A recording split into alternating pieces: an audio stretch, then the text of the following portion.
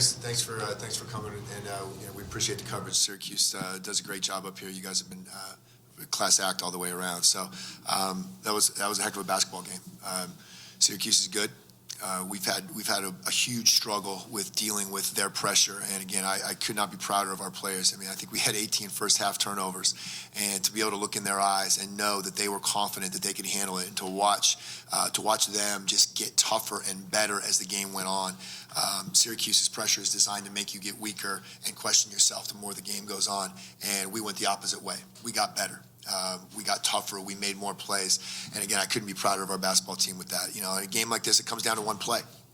And so you can look at a million things, right? You can look at, again, one defensive possession, one offensive possession, any coaching decision for me, certainly, I'm going to be looking at in detail. So again, it was a great game, and the credit needs to go to Syracuse. They made big plays when they needed to, but I could not be prouder of my basketball team. What did you kind of think of the play between the centers today and just kind of the battle in the paint?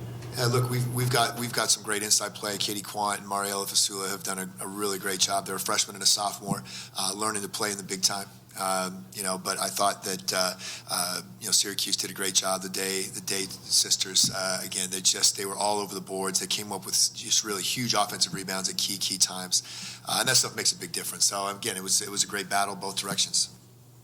I'm just curious, what was your advantage on the final, or your vantage point on the final play for Syracuse, where Fondren was fouled? What did you kind of see happen? Yeah, I mean, it's at the other end of the court, So again, we've got top level officials, and as coaches, of course, we never agree with every single call, but I'm sure that they knew what they were looking at, and it's hard to lose a game on a game like that, but like Fondren's a great player, and if she was going to the hole hard.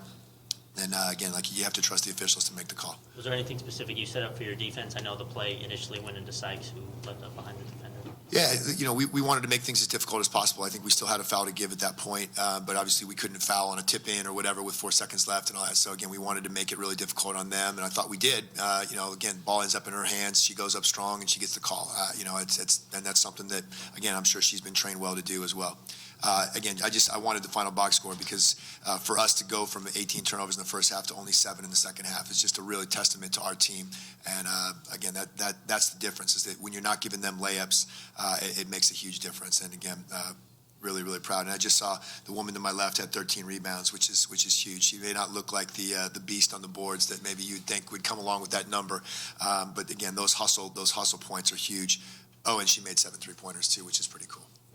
And on that final offensive possession for you guys, going inside, was that first option, first priority for you? Well, look, we have a great inside-outside game, and so teams, basically, they're going to have to pick their poison. If they're going to help and bring people around our inside game, then obviously we've got great shooters.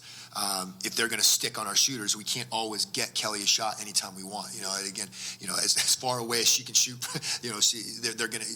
she basically had defenders the minute she walked off the bench, right? So the defense dictates that, and we made good reads. I thought we got the ball inside at the appropriate times. I thought we took outside shots at the appropriate times, and I thought we did a great job. We needed one more finish. Coach mentioned the pressure SU applies every game. You guys seem to adjust well in the second half. Can you talk a little about how you're able to adjust to the pressure? Yeah, I mean, Syracuse is unlike any team we've played so far in the ACC in terms of their pressure and their athleticism, and that's what we spent a lot of practice this week on. You just, pump faking and find the open person, taking the pressure and then find the open person. And so we really adjusted in the second half. Just were more confident with the ball. We switched things up and had different people bring the ball up just so we weren't, spending so much energy on that. And that was the difference in the game. And then we just had to make plays on the other end of the court.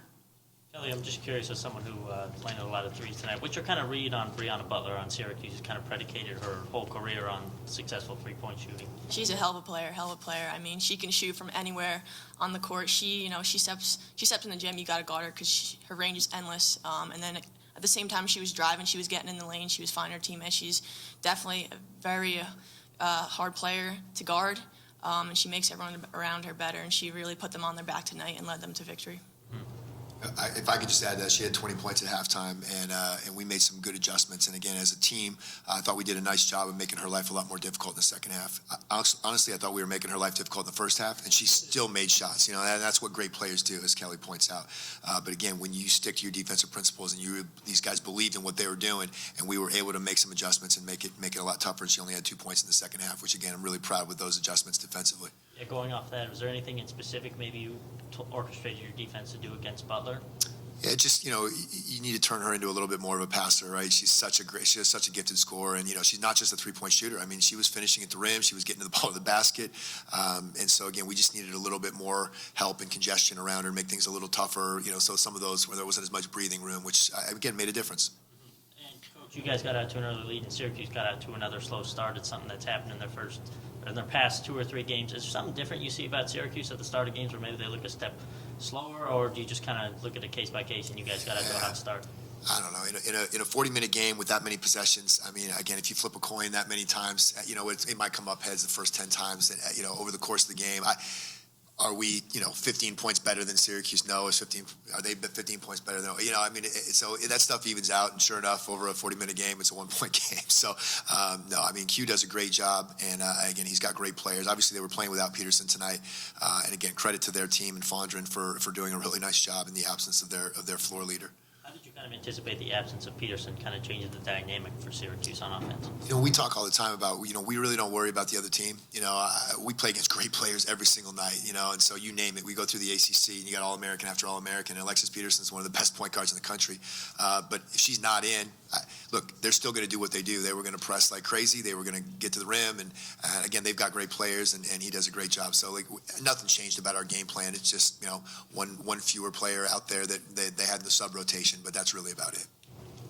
I'm sure Coach on the other side Coach Hillsman would answer that differently, because I'm sure for him he had to make some adjustments, because she's really a special player. So, and a neat kid too. Again, I have a lot of respect for their team. And again, it's just it's hard to swallow a one point loss like that. But again, credit needs to go to Syracuse. Great, thank you guys so much. Thank you. Thanks. Thank you.